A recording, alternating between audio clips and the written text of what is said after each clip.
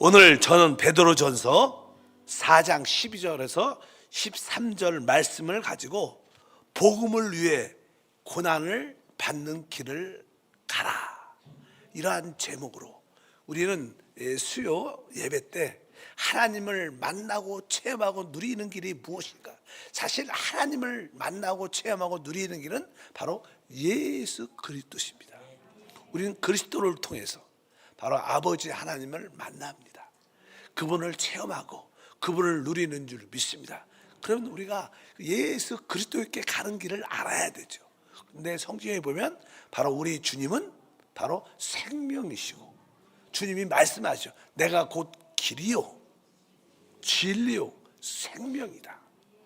바로 우리는 생명의 길을 따라가야 되고, 바로 또 그분은 영이시기 때문에 주는 영이시니 주의 영이 있는 곳에 자유함이 있다고 말씀합니다. 그분은 죽음과 부활을 통하여 생명에 주는 영으로 우리와 함께 하십니다. 그래서 우리는 늘 성령을 따라 사는, 오늘 찬양 가사처럼 우리는 그리스도의 교회, 그분의 그리스도의 몸입니다. 그래서 우리는 바로 각 지체이기 때문에 우리 모두는 각 지체로서 그리스도의 몸에 하나 안에 들어올 때 또 하나님의 축복을 누릴 수 있습니다. 하나님은 특별히 그리스도 복음을 증거하기를 원하십니다. 이 모든 이 땅의 모든 생명체는 성장을 하게 되면 그 결과적으로 식물 같은 경우에는 꽃을 피고 그 다음에 그 열매를 맺게 됩니다. 사람은 가장 이게 성장하다 보면 가장 이쁜 나이, 가장 건강한 나이가 되죠. 그런데 그때는 비로소 이제 결혼할 수 있고 사랑할 수 있게 되고, 그 결과 또 자식이란 열매를 또 맺게 되죠.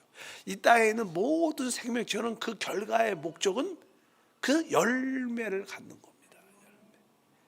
우리가 식물적으로 말하면 바로 그 식물이 꽃을 피고 열매를 맺을 때 그것은 당연하게 성장이라는 것을 겪게 돼요. 성장. 근데 이 성장은 바로 고난을 통해서 이루어집니다.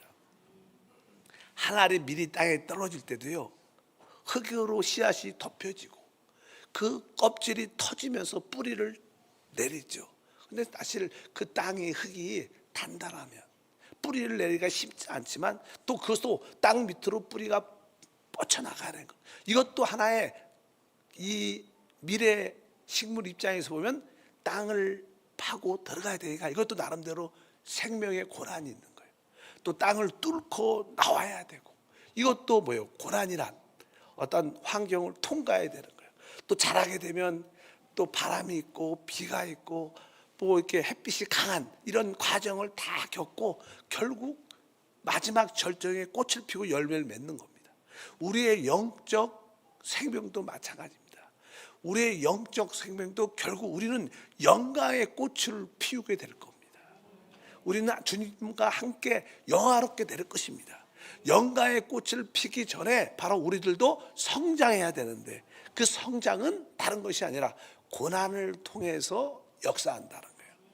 그러나 사람들의 고난은 이렇게 자기의 어떤 잘못, 실수, 죄 이런 것으로 많은 사람들이 고난을 받죠. 왜? 심은 대로 거두니까. 그러나 우리의 참된 고난은 복음을 위한, 그리스도를 위한 그러한 고난이 있으면 이것은 결과적으로 우리에게 영광의 꽃을 피게 될 줄 믿습니다. 그래서 우리가 복음과 그리스도를 위한 고난을 받을수록 우리는 영광의 꽃이 더 크게 열매를 맺게 된다는 거예요. 거기에 대해서 로마서 8장 17절과 18절에 말씀합니다. 자녀이면 또한 상속자, 곧 하나님의 상속자요 그리스도와 함께한 상속자니 우리가 그와 함께 영광을 받기 위하여 고난도 함께 받아야 할 것이니라. 생각건대 현재의 고난은 장차 우리에게 나타날 영광과 비교할 수 없도다. 우리의 장래의 영광은 바로 현재의 고난과 비례하는 거예요. 여러분들이 그리스도와 복음을 위하여 고난을 많이 받으면 받을수록 여러분의 영광은 더 휘황찬란하게 여러분들이 나타나게 될 줄 믿습니다. 그래서 우리도 이 믿음의 길을 가기 위해서, 하나님을 만나는 길을 가기 위해서 내가 그리스도를 위하여, 복음을 위하여 내가 고난의 길을 가리라, 고난의 길을 가리라, 이러한 결단 있는 믿음의 생활이 되기를 바라겠습니다. 사실 우리 주님께서는 베드로전서 2장 21절에 이렇게 말씀하셨습니다. 이를 위하여 너희가 부르심을 받았으니 그리스도도 너희를 위하여 고난을 받으사 너희에게 본을 끼쳐 그 자체를 따라오게 하려 하셨느니라. 그리스도께서 너희를 위하여 고난을 받으사, 바로 우리 그리스도께서는 바로 우리를 위하여 고난을 받으셨기 때문에, 주님께서는 바로 그리스도께서 우리를 위하여 고난을 받으신 것이 바로 우리에게 본을 끼치기 위한 것이다. 그 결과 우리들도 어떻게, 이제 우리들도 지금부터는 그리스도를 위하여 우리가 기쁨으로 고난을 받는 그 본을 받아야 하고 그 길을 따라야 된다는 거예요. 그리스도가 우리를 위하여 고난을 받으신 것처럼 우리도 이제 이 마지막 시대에 내가 그리스도를 위하여 나도 그리스도의 고난에 참여하겠다. 그래서 우리가 하나님 나라에 들어가려면 우리는 환난과 고난을 통과하는 게 정상이다. 사도행전 14장 22절에 제자들을 마음을 굳게 하여 이 믿음에 머물러 있으라 권하고, 또 우리가 하나님의 나라에 들어가려면 많은 환난을 겪어야 할 것이니라 하고, 우리가 하나님 나라에 들어가려면, 여기서 하나님 나라를 우리가 상속받으려면, 유업으로 얻으려면 우리에게 많은 환난을 겪어야 된다. 이 환난과 그 고난을 통하여 우리는 성장하게 되고 영광이란 열매를 우리 모두가 맺게 될 줄 믿습니다. 그래서 하나님 나라에 들어가는, 하나님 나라를 유업으로 받는 것은 바로 천국을 참여하는 것입니다. 그래서 마태복음 7장 21절에 나더러 주여 주여 하는 자마다 다 천국에 들어갈 것이 아니요 다만 하늘에 계신 내 아버지의 뜻대로 행하는 자야 들어가리라. 바로 우리가 천국에 들어가기 위해서 아버지의 뜻을 행하는 겁니다. 아버지의 뜻은 바로 그리스도를 위하여, 복음을 위하여 고난을 받는 것이 하나님의 뜻인 것을 우리가 분명히 알아야 됩니다. 이러한 말씀을 통해서 우리는 내가 이제 고난에 대한 올바른 태도를 가져야겠다. 많은 사람들은 고난이라는 단어를 좋아하지 않습니다. 고난이 다가올 때 우리도 회피하고 멈추고 우리는 돌았습니다. 그러나 이제 이러한 고난을 통해서 우리가 하나님의 영광의 열매를 맺는구나, 내가 앞으로 고난에 대한 올바른 태도를 가져야겠다는 믿음을 갖기를 바랍니다. 사실 참된 크리스찬들은 핍박과 박해를 받는 게 정상입니다. 디모데후서 3장 12절에 무릇 그리스도 예수 안에서 경건하게 살고자 하는 자는 박해를 받으리라. 그리스도 안에서 하나님의 의와 거룩과 영광을 나타내기 위해서 산다면 당연하게 우리는 사람으로부터 어떠한 박해와 어려움을 겪는다고 말씀합니다. 그래서 마태복음에 주님이 우리에게 5장 10절에 의를 위하여 박해를 받는 자는 복이 있나니 천국에 그들의 거침이라고 말씀을 했습니다. 여러분들은 진짜 핍박, 내가 그리스도 때문에, 내가 경건한 삶을 살기 때문에 내가 핍박을 받은 적이 있는가? 한 번쯤 이렇게 돌아보십시오. 내가 복음을 위해서 내가 핍박을 받은 적이 있느냐?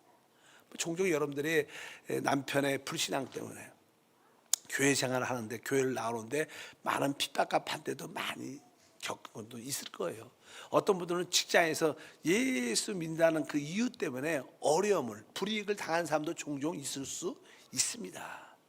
그러나 많은 사람들은 그리스도 때문에, 복음 때문에 박해를 받는 경험을 많고 하지 않아요. 설사 그런 것이 오면 예수 믿는 채도 안 하고, 교회 다닌다고 말도 안 하고 그냥 조용히 그냥 다니죠. 그런 분들도 세상에서 많습니다. 그러나 여러분들이 어떤 환경이나 어떤 사람 앞에서 당당하게 나는 하나님을 믿는 사람입니다, 난 주 예수를 믿고 구원받은 사람입니다, 나는 하나님을 사랑하는 사람입니다, 이렇게 고백하는 여러분 되시길 바랍니다. 그것으로 말미암아 우리에게 박해 어려움이 다가와도 그것은 하나님께는 영광이고 사단을 부끄럽게 하는 믿음의 고백이 될 줄 믿습니다. 사실 초대교회 복음 전파의 가장 강한 자는 사도 바울이었죠. 그 당시 사도 바울이 복음을 전할 당시는요, 그 모든 지역에 아주 유대교가 아주 편만히 퍼져 있었어요. 회당도 많이 있었고 많은 유대교들이 자기의 신앙을 지키고 있었습니다. 그러나 유대교의 핵심은 무엇입니까? 바로 율법을 전하는 것이고 할례를 전하는 것이었어요. 근데 사도 바울은 율법이나 할례를 전하지 않고 오직 십자가에 못 박히신 그리스도를 전했어요. 바로 그분을 믿는 믿음을 전했습니다. 그렇기 때문에 그에게는 많은 핍박과 어려움이 있었습니다. 일반적으로 우리 사도 바울도 그가 할례를 전하고 율법을 전했다면 환영받는 사람이 됐을 겁니다. 그러나 그는 할례나 율법을 다 내어버리고 오직 십자가에 못 박히신 그리스도를 전했기 때문에 그에게는 많은 핍박과 어려움이 있었던 것을 분명히 알아야 됩니다.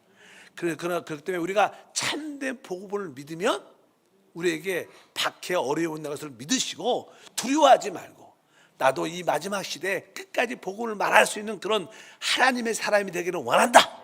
이러한 믿음 있길 주임으로 축복합니다. 디모데후서 4장 5절에 보면 바로 바울은 자기의 수제자, 자기 아들 같은 그 디모데에게 이렇게 말씀합니다. 그러나 너는 모든 일에 신중하여 고난을 받으며 전도자의 일을 하며 내 직무를 다하라. 너는 모든 일에 신중하여 고난을 받으며 전도자의 일을 하라. 이것은 뭐예요? 늘 때를 어떤지 못 어떤지 복음을 전파하는 삶을 살아가는 거예요. 우리에게도 그런 하나님께 주신 그 명령에 순종하는 것이 필요한 줄 믿습니다. 그래서 여러분들이 이 복음 때문에, 여러분들이 그리스도 때문에 어떤 핍박과 반대가 올 때 우리는 어때? 그것을 아주 기뻐해야 돼요. 기뻐하는 마음이에요. 왜? 그것은 우리를 영광으로 인도하는 길이기 때문에 그렇습니다. 특별히 우리의 이 복음을 전파하는 길은 바로 우리의 선택에 달려있어요. 선택에. 우리가 복음을 전할 수도 있고 또 말을 하지 않을 수도 있습니다. 이것은 우리의 선택입니다. 여러분들이 내가 복음을 위하여 내가 그리스도의 고난을 기쁨으로 받아들이는 선택을 하겠다, 이러한 결단을 갖기를 축복합니다. 마태복음 7장 13절과 14절에 말합니다. 좁은 문으로 들어가라. 멸망으로 인도하는 문은 크고 그 길이 넓어 그리로 들어가는 자가 많고 생명으로 인도하는 문은 좁고 길이 협착하여 찾는 이가 적음이라. 여기에 아주 두 문이 있죠. 하나는 넓은 문, 하나는 좁은 문. 하나는 죽음의 문, 하나는 생명의 문이 있어요. 이것은 우리에게 두 문이 있기 때문에 이것은 우리의 선택에 달려있다는 거예요. 많은 사람들은 다 넓은 길로 들어가는 문을 선택하지만 우리는 내가 기쁨으로 내가 좁은 길로 가는 그 문을 선택하겠다. 이것은 우리의 선택에 달려있는 거예요. 여러분 앞에도 두 문이 있다는 거예요. 넓은 문과 좁은 문이 있다는 거예요. 무엇을 선택하겠습니까? 여러분들이 복음과 그리스도를 위하여 이 좋은 문을 선택하고 설사 핍박과 반대가 와도 내가 믿음으로 사겠다는 뜨거운 마음을 가지시길 축복합니다. 아까 사도 바울 이야기를 했는데 참 사도 바울은 그의 선택에 있어서 그한 열정적인 마음이 있었어요. 사도행전 20장에 보게 되면요, 그가 성령에 감동돼서 내가 이제 예루살렘에 한번 올라가야겠다. 올라가서 이 참된 복음을 다시 한번 확인해야겠다. 왜? 사도 바울이 이 소아시아 지역의 교회를 세울 때마다 많은 교회가 세워졌지만 교회를 세우면 또 유대 교사들이 예루살렘에서 내려와서 그리스도의 복음을 전하고 그들이 성령 충만하여 주를 섬기고 있는데 그들이 또 그 교회에 들어와서 하는 말이 너희가 예수를 믿지만 여러분들이 할례도 받고 여러분들이 율법도 지켜야 된다, 이러한 가르침을 자꾸만 들어와서 오염을 시키는 거예요. 교회가 처음에는 성령으로 시작했다가 많은 사람들이 육체로 끝나는 그런 일들이 많았어요. 그래서 사도 바울의 마음에 너무나 답답한가. 왜 예루살렘에서 참된 복음의 전도자가 내려와서 복음을 전하고 가르쳐야 되는데 꼭 유대교에 열심히 있는 사람들이 내려와서 율법을 강조하고 할례를 강조하게 자꾸만 교회에서 선포하니까 성도들이 올바른 믿음이 없으니까 거기에 혼돈되고 미혹돼서 자꾸만 성령이 아니라 율법으로 돌아가고 할례로 돌아가는 그런 모습을 갖게 됐습니다. 그래서 사도 바울 마음속에 안 되겠다, 내가 이 근원지 예루살렘에 올라가서 이것을 확실히 정리하기를 원한다, 이런 마음이 되게 있었어요. 그래서 그냥 예루살렘에 올라가려고 하는데 많은 성도들이 교회에서 반대하는 거예요. 왜? 거기에 보면 아가보나 한 선지자가 환상을 봤는데 사도 바울이 예루살렘에 올라가면 그들에게, 유대의 교회들에게 잡혀서 많은 핍박과 고난과 죽을지도 모르는 그런 어려움을 처한다는 그런 환상을 보고 안 올라갔으면 좋겠다, 가지 말라, 당신을 죽이는 사람들이 많다, 이렇게 말을 하는 거예요. 그래도 그는 교회에 참된 복음이 전파되기 원했기 때문에 아니야, 설사 내가 죽을지라도 내가 이것은 참된 복음의 진리를 다시 한번 확인시키고 그를 정리해야 돼, 이것이 나의 사명이야, 내가 설사 죽어도 내가 따라 예루살렘에 올라가서 이 참된 복음을 지키겠다, 믿음을 수호하겠다, 이런 뜨거운 말씀이 있었어요. 성경에 그의 고백은 이렇게 됐습니다. 사도행전 20장 24절에 내가 달려갈 길과 주 예수께 받은 사명 곧 하나님의 은혜의 복음을 증언하는 일을 마치려 하면은 나의 생명조차 조금도 귀한 것으로 여기지 아니하노라.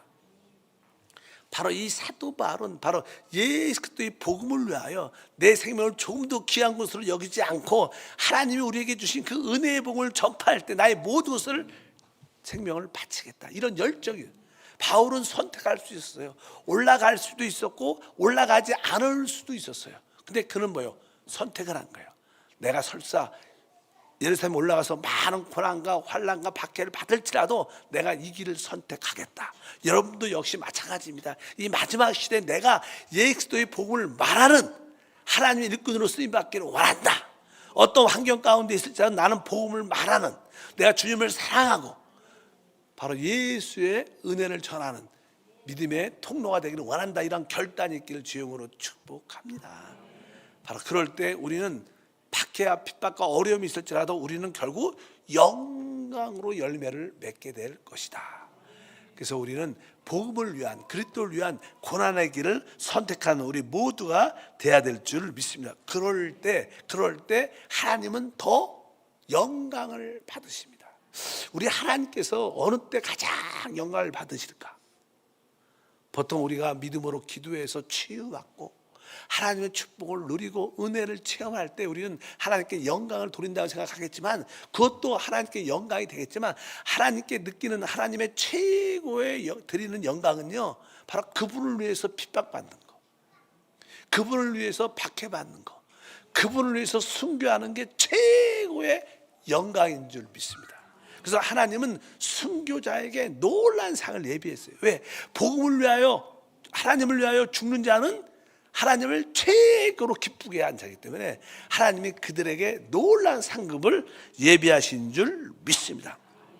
사도행전 5장 41절에 말씀합니다. 사도들은 그 이름을 위하여 능력받는 일에 합당한 자로 여기심을 기뻐하면서 교회 앞을 떠나니라.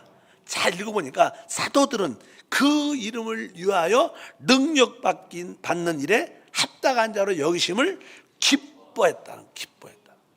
그들은 바로 예수의 이름 때문에 바로 핍박받는 것을, 능력받는 것을 기쁨으로 여겼다는 거야. 여러분에게 종종 복음 때문에, 교회 때문에 어떤 핍박과 반대가 올 때 여러분들은 그것을 어떻게 해요? 기쁨으로 여겨야 돼요. 저도 복음을 전하면서 많은 어떤 핍박과 반대를 받은 적이 참 많습니다. 또 종종은 이게 믿는 사람에서도 핍박도 많이 와요. 제가 전하는 메시지 중에 하나는 뭐냐면, 우리 하나님은 영이시라는 거예요. 영. 믿으시면 아멘. 우리 주님도 죽음과 부활을 통해서 주는 영이십니다. 그래서 저는 말씀이신 그리스도도 전하고 영이신 그리스도를 전합니다. 또 생명이신 그리스도를 전합니다. 그러면요, 많은 사람들이 말씀이신 그리스도를 전하면 별로 뭐라고 안 그래요. 근데 영이신 그리스도, 생명이신 그리스도, 영과 생명으로 하나님의 집을 줘야 된다, 이런 말을 하면 별로 좋아하지 않아. 왜 안 좋아하는지 모르겠어. 그건 성경의 주님의 말씀인데. 그래서 종종 이렇게 핍박과 반대가 온 적도 많았어요. 신앙이 좀 이상하다, 이렇게 말하는 사람도 많았어요. 근데 사실 참된 믿음의 사람들은요, 주님의 이름 때문에, 영이신 그리스도 때문에, 생명이신 그리스도 때문에, 말씀이신 그리스도 때문에 핍박받는 것을 어떻게 기뻐해야 돼요. 기뻐해야 돼. 제가 옛날에 한번 오해를 받은 적이 있었어요. 누군가가 영이신 그리스도를, 생명이신 그리스도를 전하지 말라. 제가 맨날 하나님은 영이시다, 우리에게도 거듭난 영이 있습니다, 이런 얘기를 하니까 별로 안 좋아요. 이해가 안 가. 근데 그래도 저는 복음을 막 전하니까 전하지 말라는 거. 그 메시지는 문제가 있는 메시지다, 이렇게 얘기는 많이 했어요. 그래서 그러면 순복음교회에서 더 큰 사역을 할 수가 없다, 이렇게 얘기한 적도 많이 종종 들었었어요. 그래, 나는 하나님 앞에서 이 진리를 전하지 않고는 견딜 수 없다. 그래, 나를 쫓아내면 내가 쫓아내서 딴 데 가서 새롭게 시작하겠다. 나는 내 말씀이신 그리스도와 영이신 그리스도와 생명이신 그리스도를 나는 끝까지 전하겠다. 뭐 다시 오실 주님도 그리스도도 전하겠지만 어쩌든지 여러분들이 분명히 알아야 됩니다. 우리는 그리스도의 이름 때문에 능력받는 것을 기쁜 자로 여겨야 돼요. 여러분들의 복음을 전할 때 종종 믿지 않는 세상 사람들로 하여금 핍박과 어렵도 당하고, 또 믿음이 없는 사람들에게도 핍박을 당할 수 있지만 그것을 아주 기쁘게 여겨야 돼요. 내가 기쁨으로 복음을 위하여 고난받는 길을 가리라. 그럴 때 여러분들은 영적인 성장이 있을 것이고, 여러분은 바로 영광의 꽃을 진짜 피게 될 것이고, 하나님은 복음 때문에, 주님 때문에 핍박받는 자를 가장 뭐요? 사랑하시라. 여러분들이 그러한 생활이 있기를 축복합니다. 우리가 종종 순교자에 대한 이야기를, 어떻게 그 사람이 순교할 수 있었지? 야, 좀 대단한 것 같아. 사람들의 그 순교자의 그 영성은요, 하루아침에 이루어지는 게 아닙니다. 순간순간 여러분 안에 그리스도로 충만해지고, 만나는 자들에게 생명이신 그리스도를, 우리의 구원이신 그리스도를, 말씀이신 그리스도를, 영이신 그리스도를, 생명이신 그리스도를 여러분들이 말하고 하루하루 그렇게 그리스도를 따라 살면 나중에 자연스럽게 순교자가 되는 것이지, 벼랑간에 한순간에 순교자가 되는 게 아니라, 여러분들이 복음을 전하기를 힘쓰기를 축복합니다. 왜냐하면 복음을 위하여 핍박하는 자를 하나님이 가장 기뻐하시고, 그런 자들에게 최고의 상급을 우리 주님께서 우리에게 더하실 줄 믿습니다. 오늘 베드로전서 4장 12절과 13절 본문 말씀입니다. 다시 한번 읽어보면, 사랑하는 자들아, 너희를 연단하려고 오는 불시험을 이상한 일 당한 것 같이 이상히 여기지 말고, 오히려 너희가 그리스도의 고난에 참여하는 것으로 즐거워하라. 이는 그의 영광을 나타나실 때 너희로 즐거워하고 기뻐하게 하려 함이라. 이렇게 말씀하지 않습니까? 그러니까 너희를 연단하고 다가오는 불시험을 이상한 일 당한 것처럼 생각하지 말라, 이렇게 말씀하면서, 오히려 너희는 그리스도의 고난에 참여하는 것으로 즐거워하라. 우리는 응답받고 치유받고 축복받는 것을 즐거워하지 말고, 이것보다 더 뛰어나게 그리스도의 고난에 참여하는 것을 즐거워해야 됩니다. 옆 사람과 인사할 때 그리스도의 고난에 참여한 것을 즐거워합시다.